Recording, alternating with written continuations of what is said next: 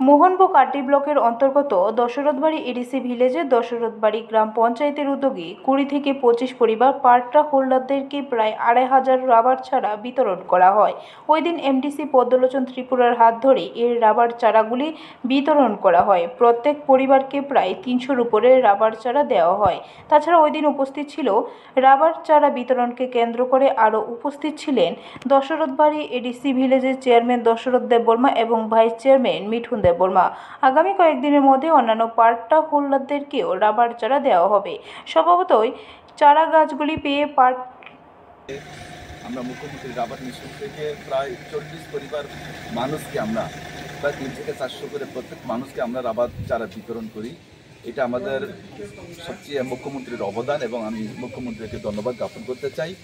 Rubber এই চাষিদের যারা বা রাবার প্ল্যান্টেশনের মাধ্যমে যে মানুষকে স্বনির্ভর করার যে উদ্যোগ বা তার যে লক্ষ্য, এটাকে আমি ব্যুরো রিপোর্ট খবর ত্রিপুরা।